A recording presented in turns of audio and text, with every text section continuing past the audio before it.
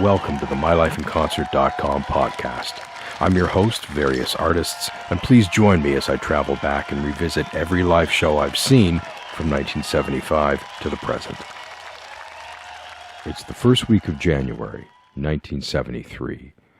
It's a Saturday morning and I'm home alone with my parents and sister both at work. I have recently turned 10 years old. This happened 2 weeks ago in mid-December 1972. I am thrilled to now be part of that double-digit age clique with that majestic 1 planted firmly in front of the stalwart 0 in all its binary glory. The yellow brick road to Teenageville and then on to Adultia stretches out before me like gleaming candy. I'm excited to be starting my journey, one with a down-the-line jackpot of any manner of enticing Pandora's boxes filled with mature delights. Well, mature as envisioned by my still naive yet overactive grade 5 imagination, anyway. Outside on this January morning, large snowbanks blanket everything and everywhere, soundproofing and enveloping all in a silence, while inside, the reassuring hiss of the comforting heat pouring through the vents of the register is the only sound to be heard. Eventually, that ambient hum is intercepted and overtaken as I turn on the radio of our family component set stereo system. I sit down in the rocking chair in my pajamas, housecoat, and slippers to enjoy my breakfast, tea and toast with some music. We only have AM pop radio in London, Ontario at this time, and while I certainly listen to the radio, as evidenced here, I'm turning it on now. I have grown up with much of my tastes in the left field rock area, and that's via my older brother and sister having great taste and bringing albums into the house, as well as my future and then later sister-in-law and all of their friends. So the radio, with the radio, I love the R&B on the radio, and I'm a soul fan, and every Saturday afternoon I'm watching Soul Train. And I love that on the radio because that's something that otherwise isn't listened to in the house. So this is a place, and this is new for me. But most of the pop and quote-unquote rock on AM radio tends to be bland, formulaic, generic, conservative. It's too unadventurous for my tastes. So while I enjoy hearing many artists on the radio who I already like you would hear Elton John, Rod Stewart, the Rolling Stones, those are artists I already knew and liked, and so they have those, and again, there's always one-hit wonders on the radio, like great one-off tunes, kind of pop tunes that I enjoy. So there's stuff I hear now and then on the radio, but I rarely hear a new artist for the first time ever on the radio who completely blows me away. As I said, that usually happens with the vinyl coming into the household, and a lot of this stuff isn't on the radio, or there's the whole album, but that's where my true musical epiphanies come from records being brought into the house. But something extraordinary happens on this January morning when I switch on the radio. It's a musical revelation. And bizarrely, a similar revelation has just happened a week ago. Again, this doesn't usually happen at all, and I've had 2 lightning bolts via the radio within a fortnight. Wow, the wonders of modern science. Now, the first song, again, I heard this about a week ago. So this is around Christmas time when I was hearing it. It's a couple of weeks back. Now, that first song that I started hearing around Christmas time just a few weeks ago, it's this very dramatic story song. And it's about this astronaut who, once he launches into space, decides to bid farewell to one and all, unplug, and leave everything behind, heading off into the uncharted, infinite unknown. And, of course, the thing that really hit me was he was also going to a certain death and it has a very dramatic presentation, and it really, really catches my ear at this time. Every time it comes on, I'm riveted. And I also like the clever nod to Stanley Kubrick's 2001 A Space Odyssey, which I'd just seen the year before. And I like how the song is arranged into different sections. There's also this great bit where there's two voices, and the lead singer is singing and the other voice is doing a countdown. I am fascinated by this story, and not least of which its chilling denouement, and also fall in love with the sound of the singer's voice and the record's melodic appeal. Now, this new song that I'm hearing this morning is very, very different from that other song, but both of them are revelations. But very, very different song. This one, it's a very jazzy number featuring a to die for looping, loping bass line and a vocalist who really speaks more than sings. It's a combination of speaking and singing. And in the song, he's coolly delivering these vignettes about a series of fringe characters who have headed to New York City to get their freak on. Now, this vocalist, as I said, is kind of a speak-talking. He doesn't have a sweet voice like the singer in the other song, or quite frankly, like any other vocalist I've ever heard on the radio. And there's just something about this song that I hear it this morning. It just pins me to the wall. His nuanced, stylized recitation and the vague sense of exciting forbiddenness that permeates the record, sucking me in with gravitational pull. Both are unlike anything else on the radio at this time, and anything really I'd ever heard. And furthermore, this is a big thing, while sonically very different, both songs are about misfits opting out of the game and into their own chosen reality. Hearing them a mere few days apart is where and when the 70s truly get rolling for me. Where did these songs come from? Who are these people? Hey everybody, welcome to the MyLifeInConcert.com podcast. I'm your host, Various Artists, and this is episode 29A, concert number 22A, although this episode is not about a concert at all, but instead is a prelude to another episode which is about one, namely the most exciting live show of my life, David Bowie with Rough Trade at CNE Stadium, Toronto, Ontario, Canada, Saturday, September 3rd, 1983. Now, that concert is covered in the second part of these two-part podcasts. That'll be episode 29, and that one is called Let's Dance. However, this first part, episode 29A, is entitled Changes, Bowie, the 70s, and Me. And it's based on a MyLifeInConcert.com blog entry of that same name, also a precursor to the show about Bowie at the CNE. And it's based on this article, this piece I originally wrote back in 2013 on Open Salon. Now, in this episode, I look back on Bowie's career, starting with his very first single in 1964, Liza Jane, until 1983's Let's Dance, 20 years later. But I also reflect on the sweeping socio-cultural changes that went down during the 1970s, a decade that Bowie helped shape, and how all of this impacted me as I grew up during that incredible time. So if you're only interested in hearing about the show, no worries, skip ahead to the next episode.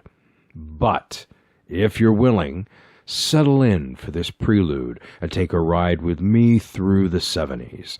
Make sure you have your shag rugs, shag haircuts, platform shoes, and satin flares at the ready. Or maybe dig out that one remaining Quaalude that you've been saving for all these years for a special occasion. Sit back, relax, and listen. Greetings, dear listeners, both new and returning, and thanks for tuning in.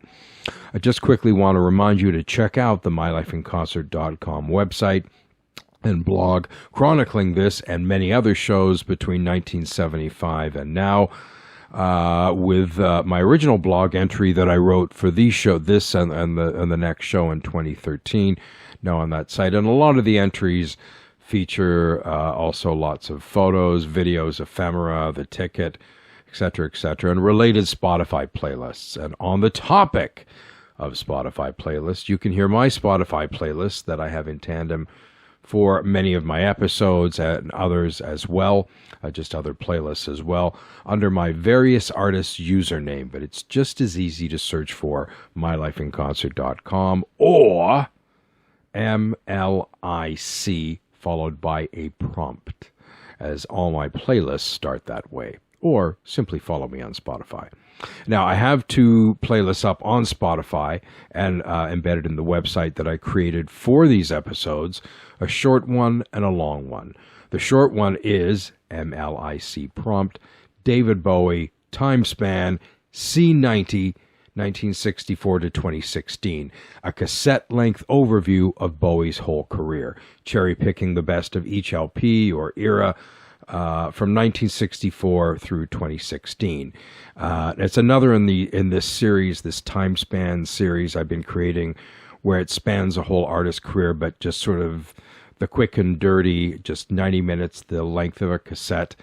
I and a lot of people from my generation used to make a lot of compilations on C90 cassettes, and it's kind of that and CDs. They both have really good time. It's kind of like a good amount of time for a compilation. So anyway, but these are cassette length.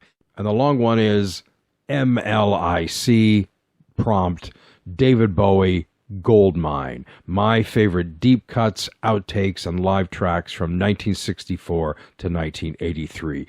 5+ hours of Bowie rarities, obscurities, and lesser heard cuts from his first 20 years as a recording artist. Great for a long drive, walk, run, or while working on a project, or simply to throw on shuffle as you go about your day. And they're both on Spotify and again, are embedded in the blog entry for this show. Also, please like, follow, and subscribe on our Facebook and Instagram pages, as well as our YouTube channel, which features not only the podcast, but live footage from shows that Cublet or I have shot, along with vintage video clips. And also remember to hit that notification bell for new episodes. Okay, so back to the two songs that I was talking about in the intro. Of course, both of these songs will be instantly familiar to just about everyone of a certain age or those invested in music history knowledge, as Space Oddity by David Bowie, as the one I heard 2 weeks prior, a week or 2 weeks prior, and the one I was hearing on that January 1973 morning was Walk on the Wild Side by Lou Reed. Now, again, I can't emphasize this enough. This is probably a strange story for many to hear, that I'm discovering life-changing artists from the radio, because that's kind of the norm for a lot of young people, especially in that era. And with a lot of people, it's in their teens. Especially their coming-of-age younger teens, that are music obsessives, or even some just going through. That's when they hear a lot of music that really impacts them. But again, I'm a bit different, as by all accounts, I came out of the womb a fully formed tunehead. As I mentioned in the intro, and I've discussed this in a number of episodes, particularly the first one chronicling my first ever concert, Roxy Music, at the London Arena in 1975. That's episode 2. I grew up in a music-mad household via decade-older siblings who, as I was saying, had great taste. And as I was mentioning, the records that arrived and accumulated in our home tended toward rock's slipstream of the day, with a particularly keen interest in what was coming out of the home country of everyone in my household, save yours truly, the UK. I've been told endless stories by parents, aunts, uncles, cousins, siblings, and family friends about how I was a magnet for records and music from the start, with my folks recalling how I could correctly identify 45s when they would say, here's a pile of singles. They'd say, bring us this single, and I would bring it, and they would be perplexed because I couldn't read at the time. But I would always get the right single. And I know how I did it. I remember this, is I would memorize the length, the amount of vinyl used, the length of the title. Just, even if they were on the same label, there's different things visually that would differentiate them. And I was so obsessed with music, I had memorized all that. You ask me to memorize an address or directions or the name of someone I met 5 minutes ago, and I am useless. And yet I still remember all this stuff. There you go. With the radio more in the 60s, I unconsciously at some point, and then later very much consciously, absorbed the great radio of that time, of the 60s. But AM pop radio took a conservative, risk-averse turn at the turn of the 70s. If I were to sit here and count off the number of artists who I discovered via commercial radio, who I had no prior knowledge of, and whose careers I followed and took significant interest in over time, rather than simply liking one or two particular hit tunes or maybe just one album, I could count them on the fingers of two hands. I'm not even sure I would need the second hand. At least from this point. Again, we're talking about commercial AM radio in the early 70s. These two new songs, they shone like dark stars, slicing in amid their tepid neighbors and bathing me in their alluringly sinister, incandescent light, making almost everything else on the radio seem tired. They threw a bit of magic into my young life. And this was before I'd even had a chance to see what either of them looked like or learn of Bowie's contemporaneous undertakings. I had yet to learn that Space Oddity was actually a reissue of a 3.5-year-old British hit that was not at all representative of what he was currently up to. Indeed, there were many things I didn't yet know about these Lou Reed and David Bowie characters. I soon found out that the latter had released an album called The Rise and Fall of Ziggy Stardust and the Spiders from Mars 6 months earlier, and that it had been a sensation in the UK, with Bowie's life merging into that of its central character, a pansexual rock star from outer space arriving here on Earth. Many young Britons had their own Bowie epiphany on July 6th, 1972, via his historic career-making performance on Top of the Pops, with David as Ziggy, then shockingly camping it up with guitarist Mick Ronson, and of course with the Spiders from Mars behind him, performing the album's soon-to-be UK hit, Starman. As narrator Jarvis Cocker from Pulp notes at the beginning of the BBC special, David Bowie and the Story of Ziggy Stardust, quote, "In millions of living rooms across the British Isles, a strange alien creature was beamed onto our television screens. With bright red hair and a multicolored spacesuit, his unearthly appearance shocked the nation. But for many teenagers who experienced this televisual visitation, it would change their lives forever." And interesting enough, there was this amazing installation show that went on tours of galleries about a decade or so ago, David Bowie Is. And we saw it in Toronto, and they actually had that spacesuit that he wore on Top of the Pops, and it's wild when you see it up close because it actually looks like a bit of an oversized oven mitt. Now, as for this Lou Reed fellow, I didn't know that he had been in a band called the Velvet Underground, which was one of Bowie's biggest influences, and that Bowie, at this time, and had done so in the past, was regularly playing the Velvet Underground's White Light, White Heat, and I'm Waiting for the Man as part of his set. Nor did I know that Bowie had co-produced Walk on the Wild Side and its parent album, along with his guitarist Mick Ronson. And actually, it was in tandem with Ronson, and from what I have read, many accounts attribute the predominance of production duties to Ronson rather than Bowie. Bowie was certainly involved through it, and he's on the record himself. As for Lou, I'm going to drop Lou now. He's coming up several times down the road in this series. And also, if you're a Velvets fan, check out my alternative versions of the Velvet Underground and Eco album that I posted up on the mylifeinconcert.com website for the LP's 55th anniversary. Back to David. The more I found out, the more I dove in. it all made innate sense to me and was enormously appealing. And this innate sense really wasn't reflected in a lot of other things in my current life and the immediate culture around me. Those things didn't necessarily connect or made sense. This did. These artists and their music were modern, transgressive, confrontational, and unusual, not only there to shock the staid pre-rock generation, but also what much of the hippie culture had transitioned to by that time. A surfeit of mellow passivity that laid the seeds for the eventual morph into 80s yuppiedom. All the great things about the hippie culture. And when I was growing up, again, that is what was happening when I started having memories in the late 60s. And I really absorbed all that, and I was very aware of it. So I'm sort of my younger years, sort of a hippie background with a punk mix. So I'm a little bit in both camps.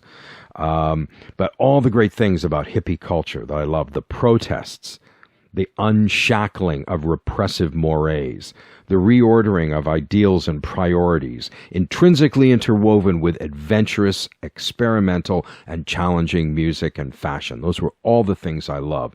Well, that had plateaued and retreated within that originating community into a middle-of-the-road, pulse-bare yet organic feeling sort of patchouli suburbanism as the children of the 60s began having actual kids and families of their own. So it was very much a feeling of we have fun, but no one else is going to be allowed to. So in the wake of this shift came an obsequiousness to various cultural signifiers that carried a reassuring whiff of a more radical time. See, for example, smiley faces being everywhere, longer hair as the norm, flared jeans as de rigueur, and most horrifyingly of all, macrame crafts. So, to examine this in a semiotic sense, and semiotics is the study of cultural signs, and a sign is made up of an acoustic image or an acoustic thing married to its representation, resulting in a sign. So when you look at these signifiers that were remaining predominant on the cultural radar, they've now been subsumed into the mainstream, twinned with the very different signifieds. What they now represent had changed, resulting in some decidedly castrated cultural signs. Meanwhile, the 1960s counterculture protest mantle was usurped by others.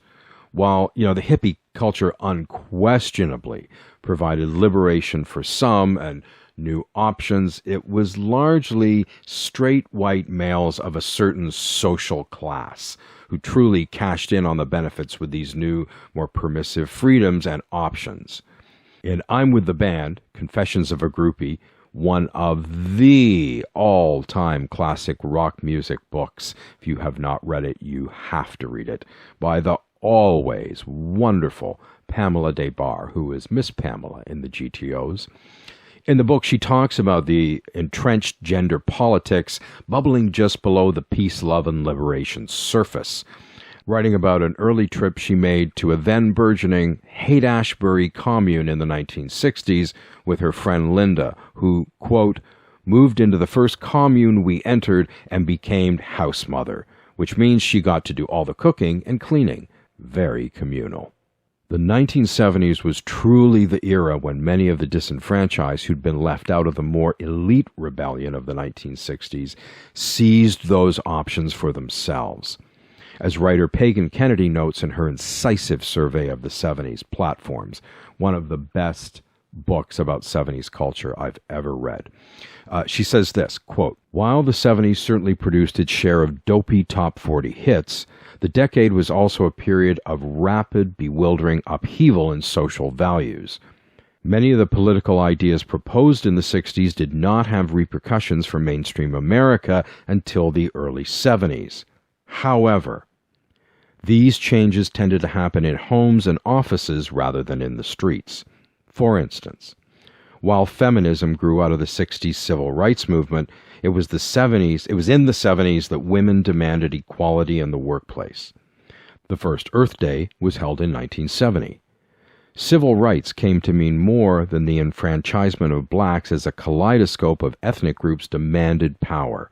Gay liberation, inaugurated with the Stonewall Rebellion in 1969, grew to be such a powerful social force that the 70s are now synonymous with the gay-influenced disco, unquote. Now, as you may have noticed in that quote, amid noting the democratized expansion of the 1960s protest model in the 70s, Kennedy can't help but throw in the qualifying dig about the share of dopey top 40 hits.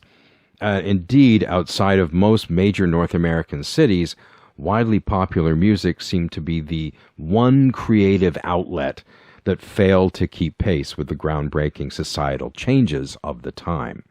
In an era marked by the incendiary output of the critically acclaimed and commercially popular, quote-unquote, new Hollywood films of Scorsese, Coppola, Altman, etc., and also social realism or socially aware sitcoms such as All in the Family, Good Times, or Maude, or mid-decade satirical fare such as Mary Hartman, and Saturday Night Live and Canada's own SCTV, or the continued march forward of the traditionally ahead-of-the-curve mediums of literature and theater. They're ahead of the curve anyway. AM radio was largely the domain of flaccid, wholesome pop and earnest yet bland post-hippie warblers. Rock music was barely on the radar, certainly the types of rock music that I liked. Meanwhile, over on the FM dial, rock was now a truly financial, lucrative commodity in Woodstock's fiscal afterglow, with FM radio functioning as a branding regulator for a cash-bloated and less spontaneous industry. The adventurousness of the 60s FM rock stations had been chastened, homogenized, and corporatized into something more easily digestible and unthreatening. Rock's edge and risk were gone, at least within the larger marketplace. It was a time where, each in its own way, both AM and FM radio were working diligently to defang rock music. And part of the defanging included the expunging of those pesky outsiders, weirdos, and eccentrics of many stripes who didn't want to play nice with the tame ducks. And I am one of those outsiders that the rock and roll corporation sought to deep six in the MORization of rock culture. I was the quarry. Throughout my life, I've never seen myself as neatly fitting into a host of available, popular molds, aesthetic, sexual, philosophical, or lifestyle. If you've spent your life coloring within and towing the lines, then I'll likely be instinctively wary of you. It's not about smugness, it's about empathy, and the types of understanding that can sometimes only come with being shut out of the big picture. I find it hard on some level to trust someone who doesn't have some kind of outsider experiences and perspectives to draw on and learn from. I have a well-earned distrust of unfettered, unquestioned enfranchisement. Even while I've worked in some pretty enfranchised environments, my natural propensity is to bond with others coming from marginal capacities, experiences, or perspectives. As they say, birds of a feather flock together. And on that note, I'll mention that I will be talking about Rough Trade later. Rough Trade fans will get what I just said. Also, being outside of the big picture, it adds a bit of intrigue. As Neil Young wrote in reference to his big hit, Heart of Gold, in the liner notes of his Decade compilation, regarding the well-intended but ultimately circumspect and uncomfortable warm mainstream embrace he got with his post-harvest commercial Watershed, he writes, quote, "This song put me in the middle of the road. Traveling there soon became a bore, so I headed for the ditch. A rougher ride, but I saw more interesting people there." Now, Young himself paid homage to glam and Bowie via original copies of Tonight's the Night, having small amounts of glitter inserted inside the sleeve, a hello from one iconoclast to another. And of course, Neil is coming up multiple times down the road in this series. And I do have one up blog post for an amazing 2012 concert with Neil Young and Crazy Horse with Patti Smith opening the show. You want to talk about an amazing double bill. But that's happened a lot with Neil. Neil has some of the best opening acts ever. Oasis is another show that comes to mind. So back to the outsider thing. So even today, and I just recently turned 60, I feel more like 35. I keep forgetting. And I'm calling myself an older middle-aged man. That's what I'm dealing with because I just don't feel it. So, and I've had a professional career and have one and I can rock a crisp Calvin Klein suit and love high-end footwear. That's my other side, the one that loves sleek elegance and aesthetically sharp design. But I'm always aware of my otherness. I feel quite comfortable in my own skin, thank you very much, but that took time to grow into that, feeling of self. And I always remain aware of where and when I'm simply a tourist in another's land. At my core, I'll always be one of the outsiders, one of the freaks. And I say that with nothing but pride and honor. While I perhaps didn't understand all this about myself intellectually at the time, I did so intuitively. And glam rock, or glitter rock as we called it at the time, was a significant cornerstone that allowed me to let out my inner freak more overtly and confidently. That's why all the cultural missives launched at glam, usually coming from the typical homophobic troglodyte cluelessness or the reactionary hidebound preciousness of the mainstream rock community at the time, all that made me love glam all the more, as it truly advanced Hendrix's rallying cry from the previous generation of flying one's freak flag high. Well, Jimmy got to do so anyway, as did a select group of others, although it became apparent that quote-unquote freakishness within the pervasive rock culture came with limitations and buckle-unders. Certain freaks were able to wave their flags high, while others were relegated to flying half-mast, if at all. One of glam's big taboo breakers and liberating factions was that it was the first rock movement to defy normative assumptions of gender and sexuality that ironically went beyond mere clothes and hairstyles, and it was in a way that was disquieting to much of the rock audience at the time.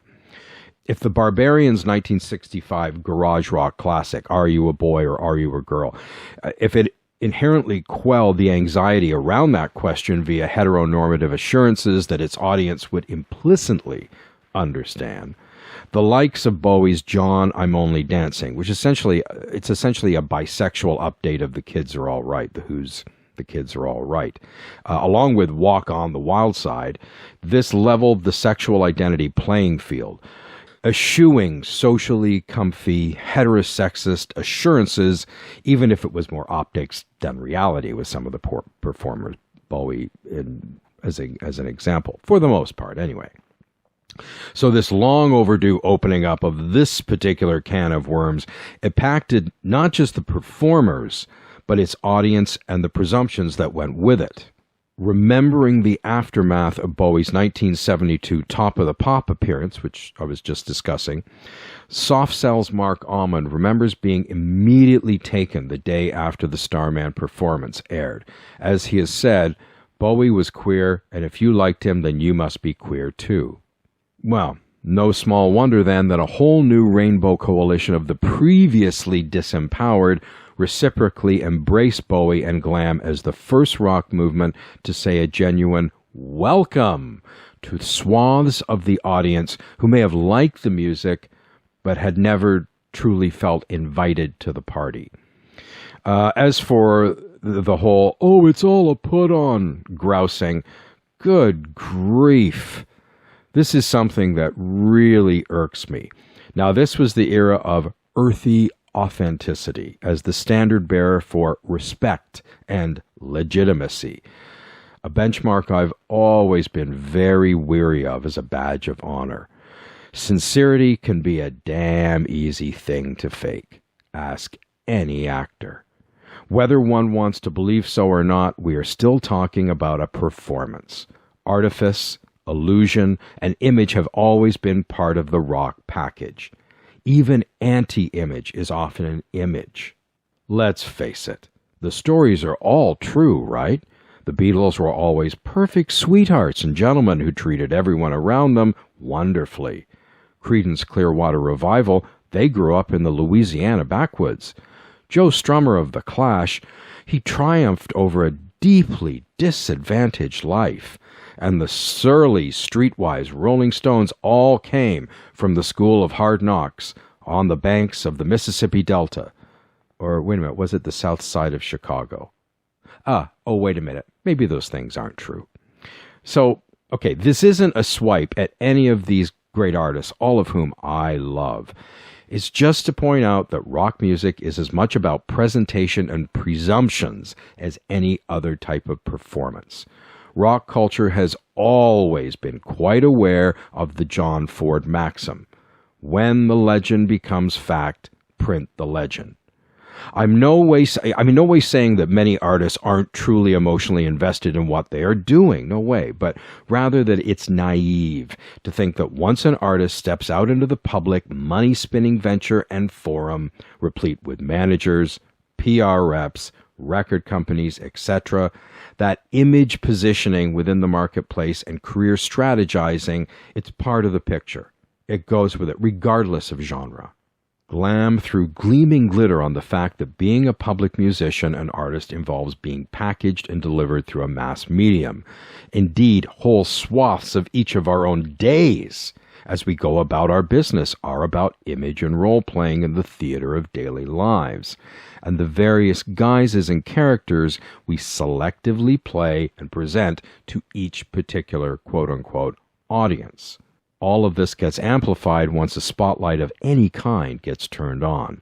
Glam was simply the latest in a still ongoing series of visual reinventions that go hand in hand with the performing arts of all stripes. As Roxy Music's Phil Manzanera explained to Simon Reynolds for The Observer in the early 2010s, talking about the new look they forged to accompany a new sound in the early 70s, quote-unquote, a lot of musicians were getting strung out on heavy drugs in the early 70s, and they were out of it. So they weren't even bothering to wear caftans or other hippie stuff, which had been stylish in their own way. However, back to my 10-year-old self.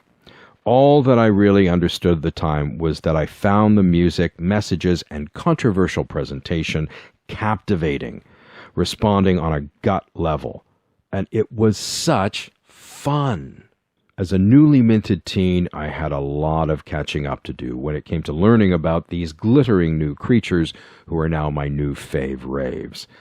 But while Bowie may have been a new star in the music marketplace, this stardom was years in the making. Now, something I once read regarding his longtime friend, rival, and glam predecessor, Mark Bolan of T-Rex, applies to Bowie. And the thing that was said is this: he'd had enough false starts to make a realist out of Mary Poppins.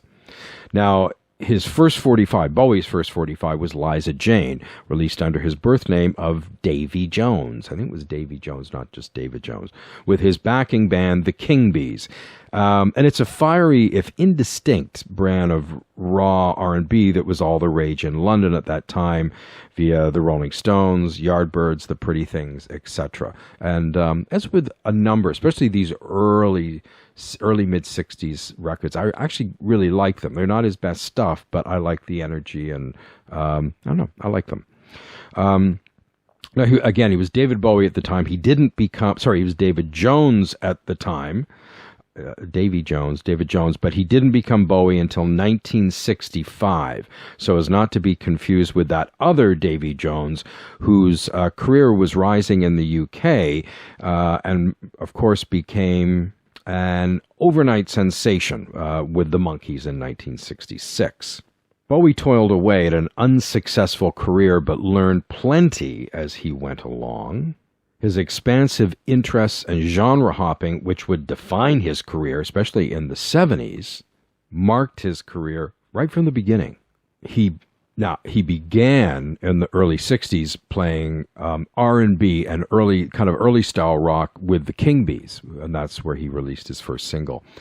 Then he took, and that's 1964, that single came out. Then he took a blues turn in 1965 with his band, the Manish Boys, and they have a terrific cover of Bobby Bland's I Pity the Fool, which lots of people have covered. One of the best things about it, there is a blistering solo from the that was on the record from the then highly regarded studio guitarist Jimmy Page. Indeed, this was also the same session where Page gave Bowie a riff he'd been working on, which Bowie went on to use in 3 different songs. First, he used it as the bridge in Ching-a-Ling, which was a whimsical hippie sing-along that he recorded in 1968 with his acoustic folk trio Feathers. And it featured his then musical partner John Hutchinson, who worked with him in the late 60s and a bit in the early 70s, along with Hermione Farthingale, his then girlfriend, who he also wrote Letter to Hermione and also An Occasional Dream for on his second LP, the one that later became retitled as Space Oddity. So that Ching-a-Ling song, it was recorded in 68 but wasn't released until 1984. So the first public appearance of Page's melody was in 1970 with the song Savior Machine from The Man Who Sold the World. And he eventually reused it a third time for 1997's Dead Man Walking from Earthling. Around this time, he appeared on Conan O'Brien and did an acoustic version of this with Reeves Gabrels. But one of the best things about it is during the interview, Bowie recounts Jimmy Page giving him this riff and does impersonations of both of them at the time. It's actually quite funny to watch. So that's probably somewhere online. Check it out. Okay, so following the demise of the Manish Boys, he formed the Lower Third, releasing 2 sort of freak beat singles in 1965 and 66, echoing the explosive sounds of The Who that Bowie was really into and would go see at the Marquee at the time. They made a very big impact on him. Now, after that, he kind of turned in 1966 into more of a mid-60s swinging pop singer for a few singles, including Can't Help Thinking About Me. That's one of my favorite of his early songs. And then by the end of the year, though, he was exploring Anthony Newley-style cabaret pop, and that sort of what dominated his very first album from 1967, the self-titled David Bowie. After that came the aforementioned acoustic trio Feathers, which I was just talking about, in 1968. And that, in turn, in 69, morphed more into the folk rock sound that was present on his sophomore LP, which was again titled David Bowie, also later retitled Man of Music, Man of Wisdom, or was it Man of Music, Man of Words, Man of Music, Man of Wisdom, Man of Music, Man of Words. But finally, it was in the early 70s retitled Space Oddity, and that's the title most people know it under. So we've got 69. Then in 1970, he put together a proto-glam, proto-Spiders group, The Hype, recording the hard rock-oriented The Man Who Sold the World with that lineup. And it's sort of a proto-Spiders, but with Tony Visconti on bass. So by 1971, Bowie had 7 years of failure, with only 1966's almost hit, Can't Stand Thinking About Me, and his 1969 UK smash, Space Oddity, as the only exceptions. Even the success of Space Oddity came with negatives, as most in the UK saw Space Oddity as a novelty record, regaling him to sort of one-hit wonder status, which actually took his career backwards once the sunshine moment of the hit had set. In fact, all but Angie Bowie had deserted him by early 1971.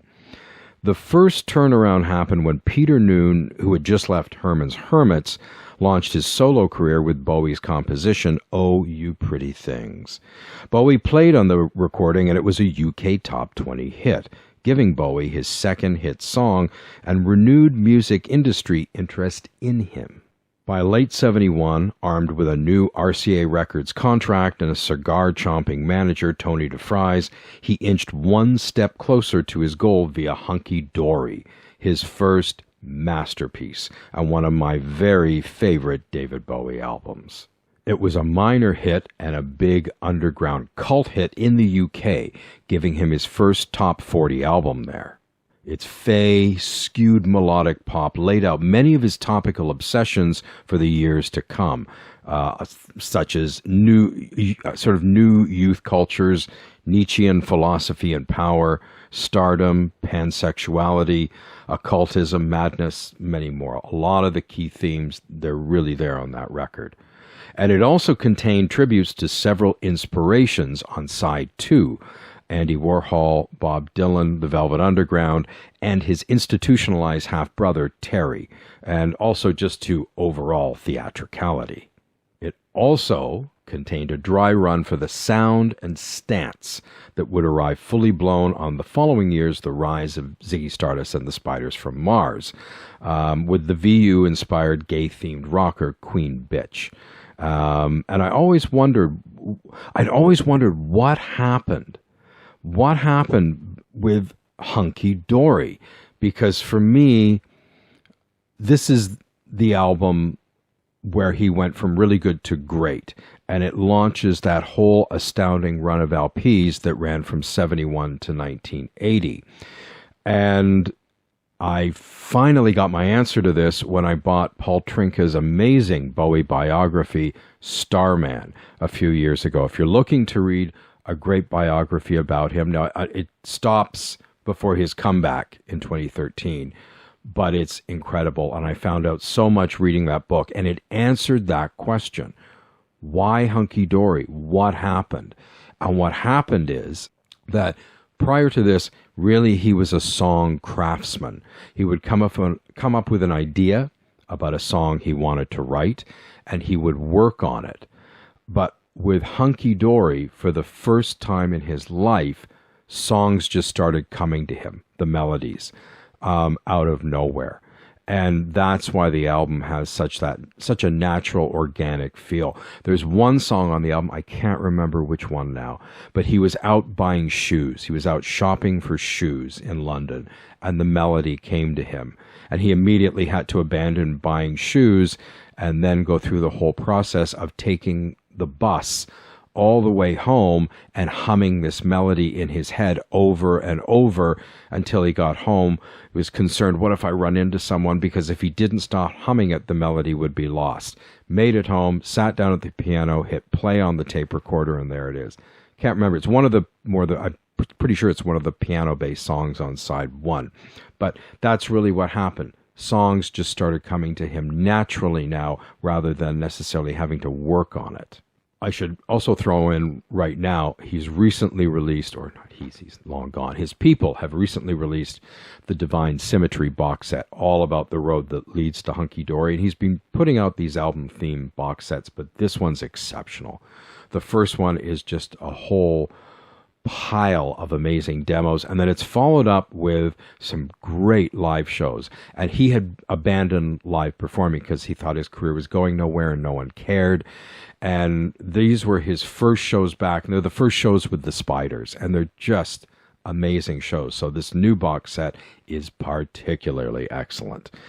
So unlike Space Oddity, where he had the big hit in the UK, but the album didn't do anything, and his career really floundered after that. After that experience, this time, when success came knocking and the fame he craved touched down on his doorstep via later on with Ziggy Stardust and Starman in 1972, this time Bowie was ready and prepared to confidently dig in, solidify, and move forward.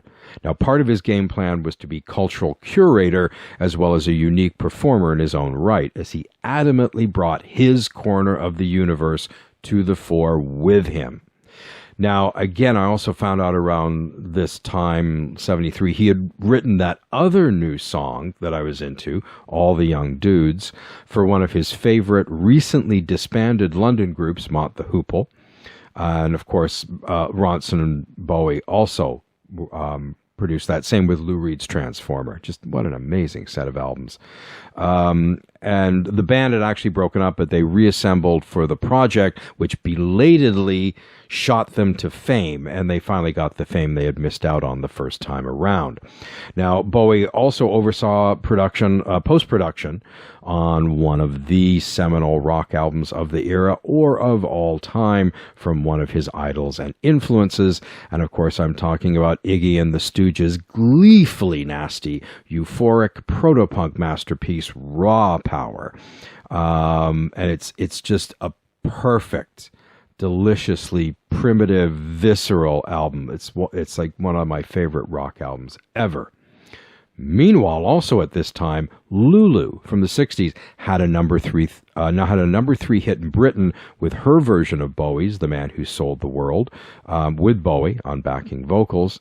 And there was a few other things. So he was officially exploding all over the UK. Now, as for glam rock in general, the revelations and strangeness just kept coming. Particularly for me with the New York Dolls, who I could scarcely believe existed. Then and now, I think they're a perfect rock and roll band. And then also the other biggie for me, Roxy Music, who took the honor of being the first band I ever saw live. I mentioned that earlier. It's a podcast too. Meanwhile, there was lots of pre-glitter acts from the time who tapped in to the aspects of the glam's sound or style. And of course, I think of like Elton John, Alice Cooper, the Rolling Stones, etc., etc. Now, while my usually more dialed-in siblings may have initially missed the Bowie memo, they were right on board the SS Ziggy in a snap. Almost overnight, with them and their pals, checked out and striped flared pants, Pucci-esque styled textile designs, and chokers were out. Satin, velvet, glitter, and towering platform shoes were now in. And don't forget those shag haircuts, sometimes creatively colored.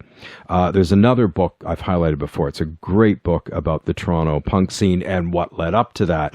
It's Liz Worth's Treat Me Like Dirt, an oral history of Toronto, oral history of punk in Toronto and beyond, that even dips down into the London scene here. Pushing a lot of books in this episode, but hey, they're all great books and reading is good. So anyway, in the book, scenester Margaret Barn-Delcolle recalls how during the city's glam era in Toronto, there was, quote, there was that hair salon on Yonge Street called House of Lords. On a Saturday, nowadays you can't even imagine it. But imagine a hair salon having a lineup outside of people wanting to get a shag haircut. I lived 30 minutes outside of the city, and yet I took a bus into town to go stand in line at House of Lords to get a shag haircut. And I remember hearing about that at the time, and I knew about House of Lords. So, meanwhile, the wider mainstream rock audience, they weren't exactly accepting, particularly in the less urban areas of North America. And the pushback created, really for the first time, a widely visible, popular intro rock underground. Now, some of it was down to a good old generation gap, something that Bowie had lyrically anticipated on Hunky Dory's Changes. It's that line, look out, you rock and rollers, pretty soon now you're going to get older. And also on, oh, you pretty things, don't you know you're driving your mamas and papas insane. And there's some great footage of him performing that and other songs on the Old Grey Whistle Test around this time, early 72, while he was still recording Ziggy and just kind of getting into that headspace. I've watched those clips so many times.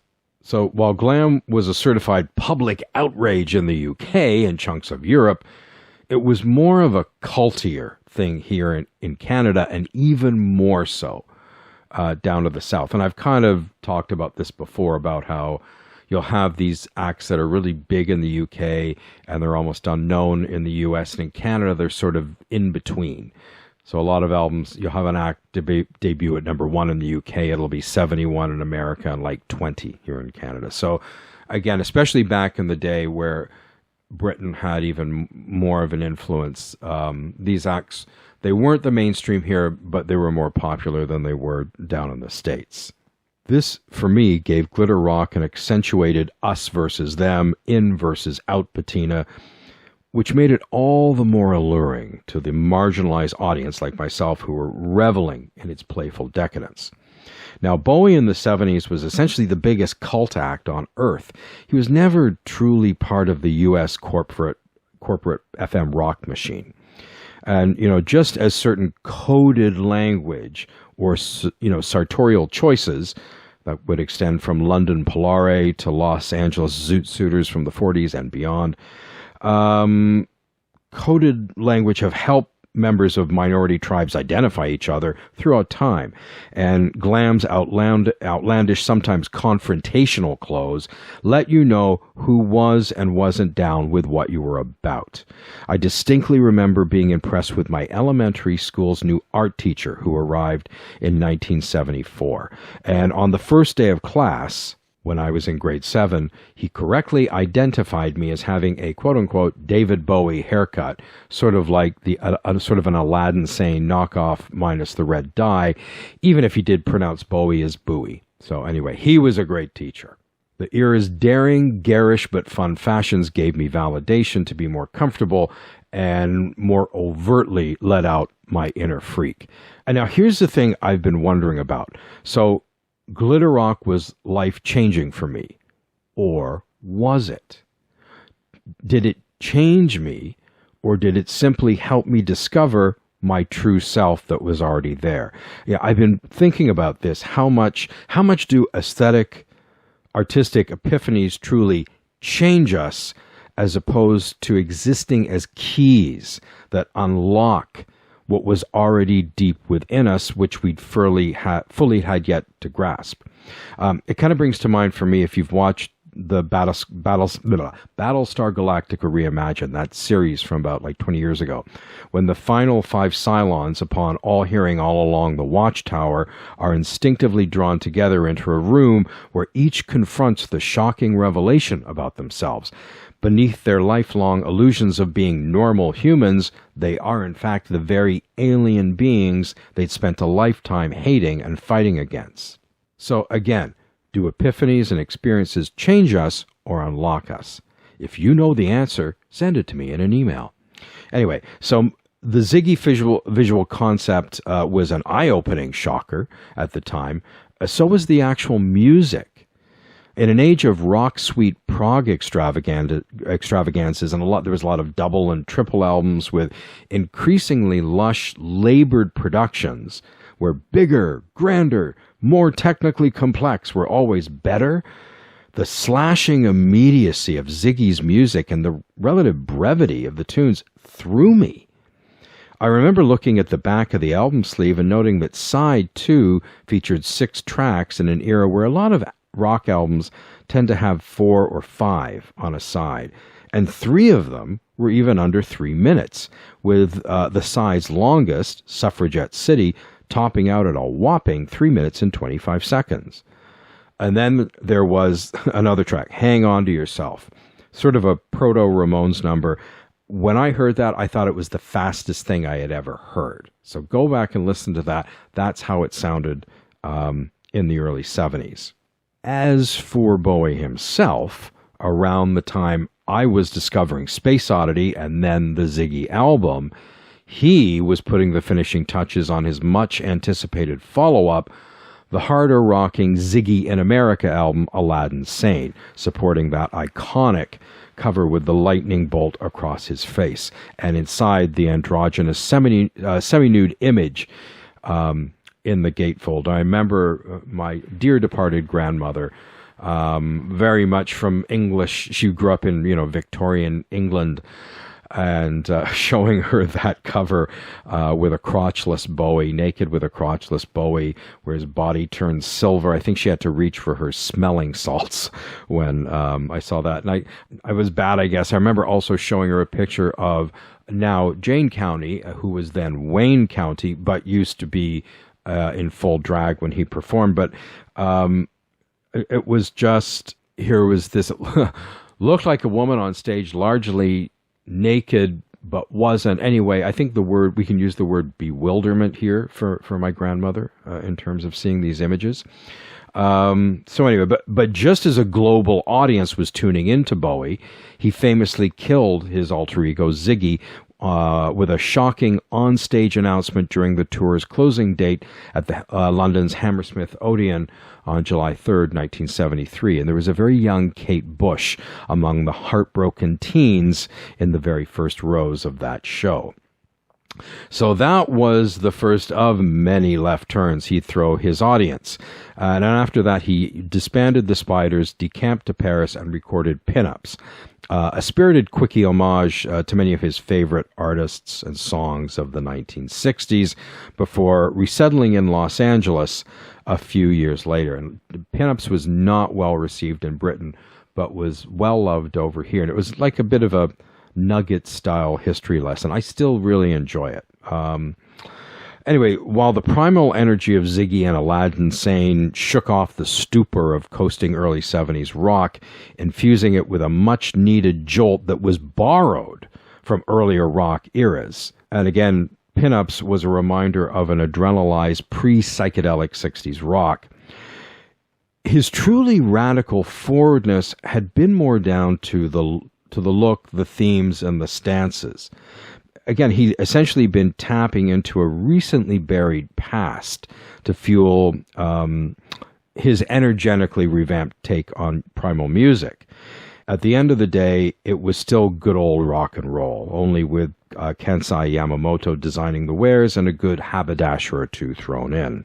Starting with 1974's Diamond Dogs, with its more assured nods towards both R&B on one hand and the avant-garde on the other, Bowie's music became as restless and exploratory as his subjects and presentation.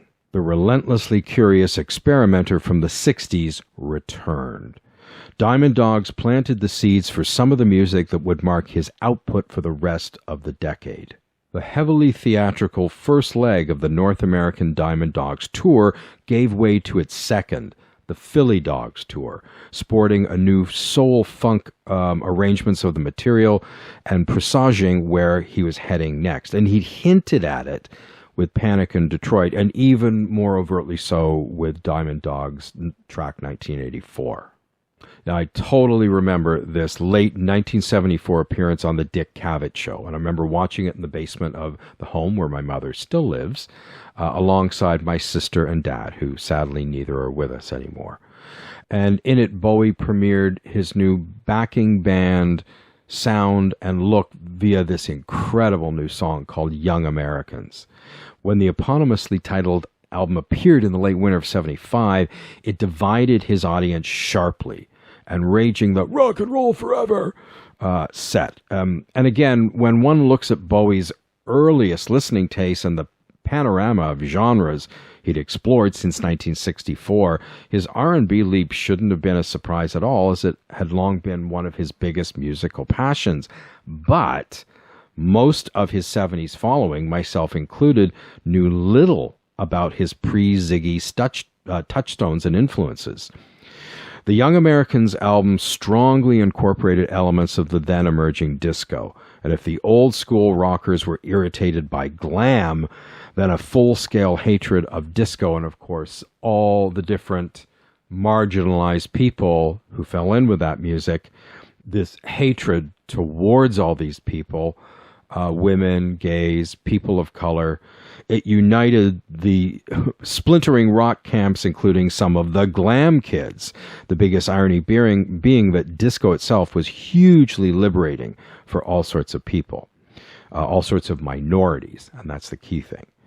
So this sometimes violent reaction against disco from the rock community, which I dopily fell into for a few years, it's one of the embarrassments of my life, was largely what it was about hatred of otherness, people who weren't straight white people, and speaking as it did to outsiders in its own way, and perfectly illuminating rock's uncomfortably little discussed, sometimes fascistic and xenophobic impulses.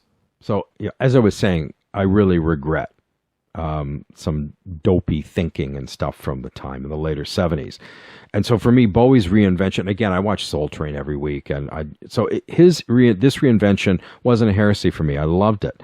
But then, even when rock music was primarily, it was my primary food group, it wasn't my be-all, end-all. I loved the Young Americans album and his new direction. I was especially thrilled when two of my favorite things from the first half of the decade, Bowie and R&B, dovetailed, and accumulating with his performance on Soul Train, which I watched every week. And he performed Fame, which was his big hit, and he co-wrote it with John Lennon, and his then brand new 45, Golden Years, one of the best singles he ever released or anyone has ever released. That song also has a fitting title because it kicked off what I think are Bowie's true golden years as an artist, 1976 to 1980. Now, I have a link up on the blog entry for this of him on Soul Train in 1975. Check that out if you haven't seen it. Again, I really remember watching it, but oh boy, he's in really, really rough shape, and it's obvious. There's also a Russell Hardy interview from around this time, a satellite interview, which is actually a little difficult to watch because he's just way, way out there. The one thing, though, when Fame was a hit, that song confused me. The lyrics confused me because like he had this huge, thriving career, and, you know, the lyrics about what you need, you have to borrow, and I just didn't get it because it's like, okay, he's swimming in cash. The concept that because this is around the time Bowie realized he'd been robbed blind by Tony DeFries, and essentially he had no money. The idea that Bowie would essentially be broke at this time was inconceivable to me, that would happen to these famous rock stars. So anyway, there was Fame and then Golden Years, and its parent album, Station to Station, was another jaw-dropping leap forward.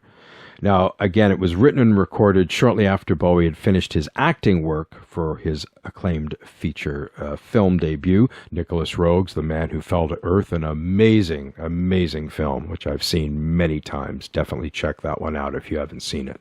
And also it was recorded amid deep cocaine-fueled sleep deprivation paranoia. The album borrowed the funk template of Young Americans, but it darkened the mood considerably and the sense of dread. Also, a big rock edge was tossed back in the mix, interweaving the extended groove-based excursions with angular left-field guitar workouts and adding all manner of oral and lyrical cues pointing to where his music and aesthetic were journeying to. And the title track, Station to Station, that is my favorite Bowie song of all time. Now, the album bridged the gap between his mid-decade R&B excursions and his ascending interest in European music, European-focused music, experimental music, especially electronic heavy music, particularly the German groups Kraftwerk, Can, and Neu. So the accompanying 1976 tour found the gaunt Bowie enacting his new persona, the unsettling Thin White Duke. And the concert itself was visually stunning because he had this minimalist approach that was in complete contrast to the opulent show of the Diamond Dog tour. Each set was preceded by a screening of the 1929 Salvador Dali, Louis Buñuel surrealist film Un Chien Andalou. And I remember seeing this on TV Ontario in somewhere around this time in the mid or early 70s. And like a lot of things, it freaked me out, but also fascinated me. That combo has followed me a lot through my life. Oh my God, this is so strange. Oh, it's unsettling. What is this? And the show itself was devoid of any color. It was nothing but pure white lighting and high contrast black and white clothing, taking its cues from German Expressionism. This was merely a warm-up for what was to come. Now, if there had been derisive cries among the rock base and his audience with the release of Young Americans, it paled in comparison to the polarizing opinions that greeted Bowie's Low in January of 1977. With this album, he ditched most of the rock and the funk, and his Low album marked the start of what has since become known as the Berlin Trilogy or Berlin Period. Actually, Low wasn't recorded in Berlin. It was actually recorded in Paris at the Chateau d'Herville, and consists of fragmentary avant-garde pop on side one and several largely instrumental mood pieces on side two. And it was produced by Tony Visconti, with Brian Eno providing a lot of input into the sound and production. So, whereas Ziggy had anticipated aspects of punk rock, which was exploding at the time of Low's release, 1977, Low itself anticipated early 80s post-punk on one hand, and some of the darker synth pop to come on the other. Its decidedly uncommercial and experimental nature alienated many, with the title rumored to be a reference to the reaction by RCA executives upon hearing it, but really it's actually a visual pun with the title, because it's got that shot from the man who sold the man who fell to earth. Getting a lot of these titles mixed up, and of course he's in profile on the cover, and Low is above it, so Low profile, the visual pun. For me, Low is his all-time masterworks and one of my Desert Island discs. I have a top 15 albums list up that I did as an open call when I was on Open Salon, everyone writing in and discussing their top 15, and I have a short list of follow-ups. It's about 60 albums, but it's on there as one of the 15, and I just find the music, the mood, and its just strangeness endlessly captivating. 45 years on, ouch, it still sounds fresh and fascinating. It's one that I've never stopped playing, and in terms of its larger impact, the seeds it planted have continued to sprout in the works of others year after year, and it's regularly name-dropped by a range of various artists as a key influence. Now, one of the biggest criticisms aimed at Low was that it was cold, a charge that I simply don't get. It's not exactly a knees up, but instead it features some of his most moving emotional music. Because at this time he was trying to piece together his drug-fractured psyche and life. He was trying to put this all back together, and the absence of vocals on a lot of the tracks are down to him wanting to express himself through music that projected like how he was feeling, and that were probably ineffable for him at this time. The music did what the words weren't doing. So if some of the spiritual numbness he was undergoing came through on the album, it was twinned with this combo platter of accompanying pain, confusion, and just raw nerves. A somber tone is certainly evident on something like the hypnotic and mournful Warsaw, which starts side two. But it's not the only mood and color that's part of the album. For instance, I can't think of anything I've heard that captures the anxiety, adventure, trepidation, and liberation of making a complete break in your life and starting over somewhere else better than the wordless 2 minutes and 53 seconds of a new career in a new town. I have this vivid memory of when I moved to Ottawa, and I wanted to get out of London so badly at the time, and having a new career and being on the bus and having my headphones on, and I had this song on a cassette, and it came on, and it just captured everything I was feeling at that moment in the music. Everything, the wistfulness of the harmonica, the sort of major notes that appear at the end, just everything. Same with later on, Sense of Doubt from Heroes, which I'll be talking about. I have this distinct memory of September 12th, 2001, walking through downtown Ottawa to get to my work. No one was around. The world was numbed and shattered, and I had this kind of quiet music on because I didn't want to hear everything loud. I didn't even want to hear vocals. And walking through deserted downtown Ottawa and Sense of Doubt coming on, that song completely encapsulated how the mood of everything around me felt at that time. And the title's perfect, Sense of Doubt. That's what it was. Back to Low, these tracks that did have lyrics on Low, use them sparingly, cryptically. The album single, that's the one tune most people do know from the album, Sound and Vision. That's a great example of that. Now, other aspects of Low turned out to be more obvious and less complicated than they had initially seemed. For instance, there's the song Breaking Glass.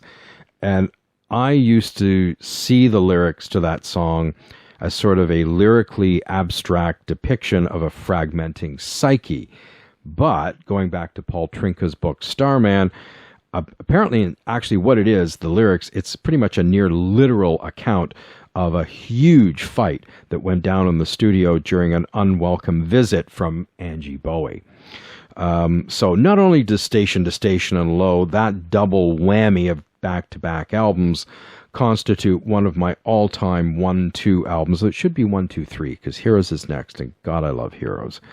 The latter album, Low, was also recorded in tandem with another seminal album that I will listen to as long as I'm alive, the Bowie produced and co-written post-Stooges Iggy Pop debut solo album, The Idiot. I could talk about that one for 2 hours. Anyway, after springing Iggy from an asylum in LA, they went to David Bowie went out on tour with Iggy Pop. Iggy Pop first went out with David Bowie on the Station to Station tour, just as a traveling friend, and then Bowie got behind the tour for Iggy Pop for The Idiot, playing keyboards off to the side, and they both moved to Berlin to get off of drugs.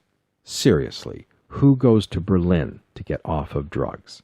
Anyway, Bowie ended up playing piano in a low-key capacity on the Iggy tour, as I was saying, and one of the coolest things later on in the year, when the Lust for Life album came out, Bowie and Iggy Pop, with Iggy as the performer, appeared on the Dinah Shore Show, mortifying North American housewives everywhere. And I have a link to this on my blog page. Someone has posted it on YouTube. Definitely watch it. You can see the other guest of the day was Rosemary Clooney. And, you know, they're talking to Iggy, who's being very, very nice. And they're actually having a rather nice conversation. As a matter of fact, you can see that Clooney and Shore they're part horrified, part fascinated. And it's like they want to take Iggy home and give him a bowl of soup. And Bowie is just looking on, sort of chuckling and chiming in. Oh, I love the 70s. So shortly after that Iggy Pop tour wrapped, and again, Lust for Life came out, Bowie released the second album in his Berlin trilogy, Heroes, which I'd already mentioned. And again, Eno played a key role. Robert Fripp is on this one. And it basically followed the same template as Low, with sort of skewed rock on one side and then mood pieces on the other, but probably even darker than its predecessor. Now, Bowie himself returned to touring the following year, a jaunt that's documented in his stage album, which is, I love that album, even more so the expanded version and properly ordered version. But that's a big favorite. I've never been keen on the Ziggy live material on that album, but everything else is amazing.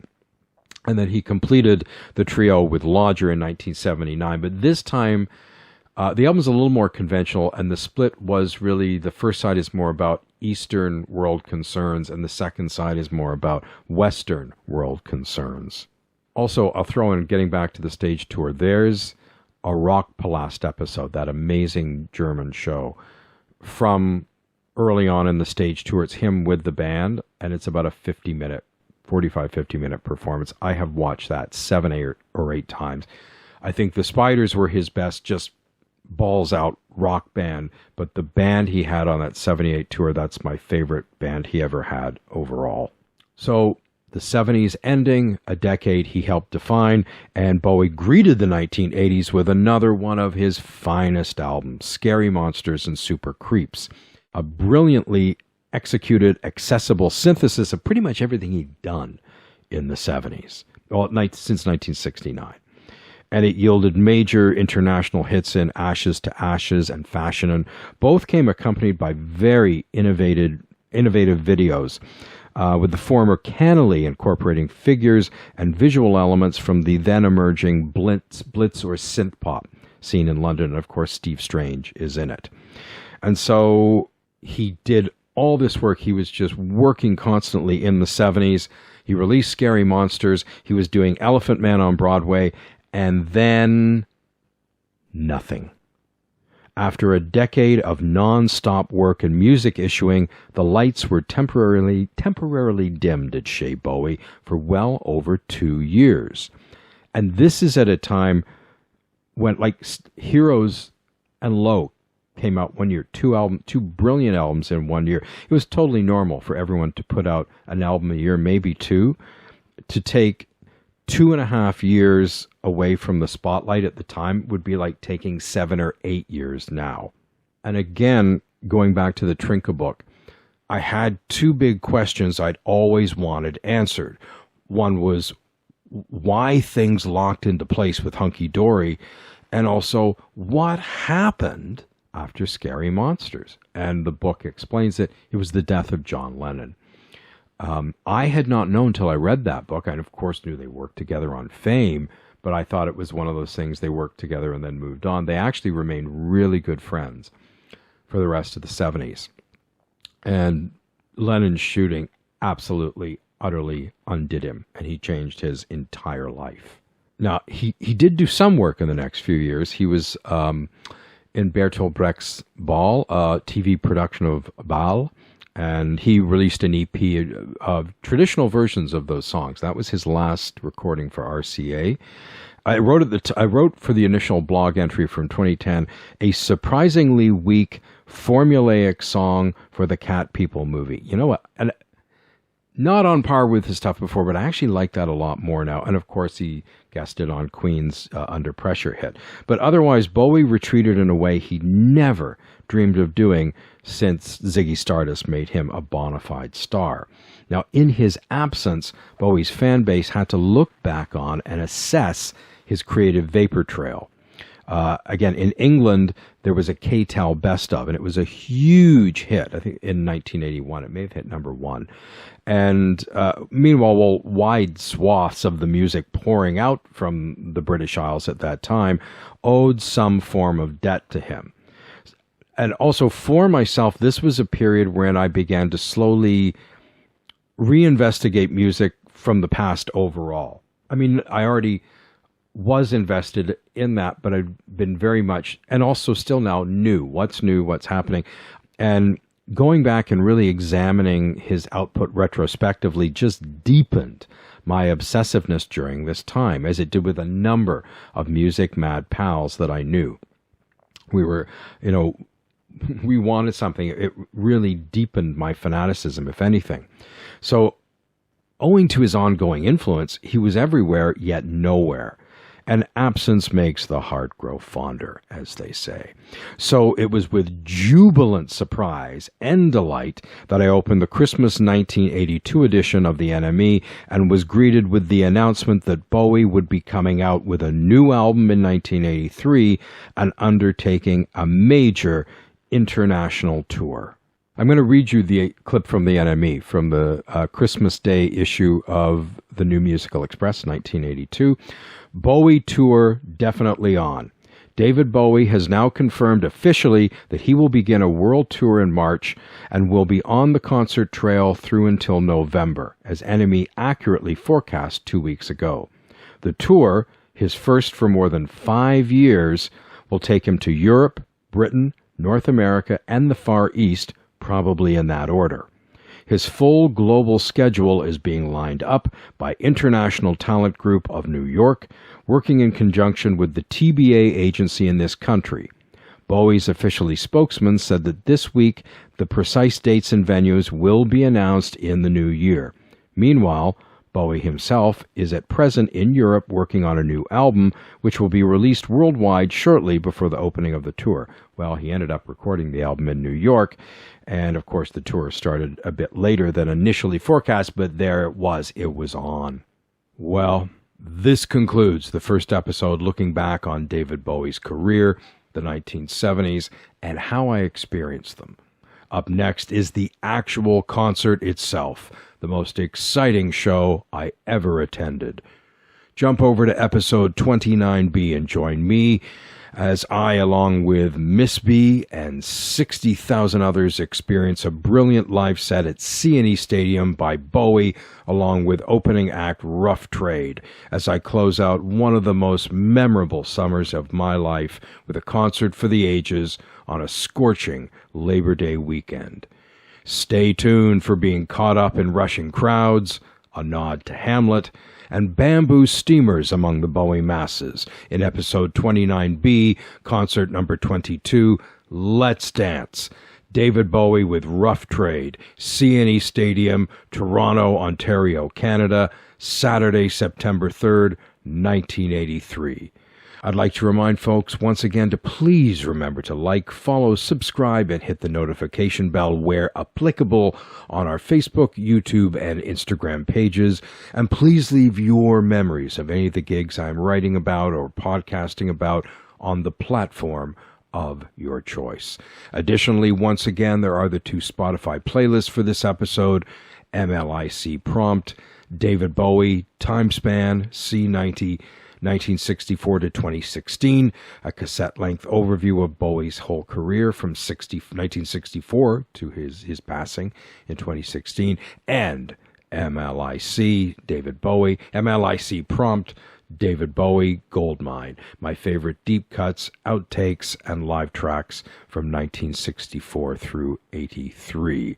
And finally, if you've enjoyed the podcast, please be sure to tell your Tunehead friends about the sprightly and satisfying experience that is mylifeinconcert.com. Tell your stoner Aunt Susan. Tell your rambling Uncle Ron with that rare original stereo pressing of the Beatles' Please Please Me LP. Tell the live music junkies in your life. Tell the lady who puts the little plastic robins on the Christmas cakes. Just tell them about mylifeinconcert.com. I'd like to say a big thanks once again to listeners, both new and returning, for taking the time to tune in. This is your host, Various Artists, signing off, and we'll meet up at the next concert. See you then, and see you there. Bye for now.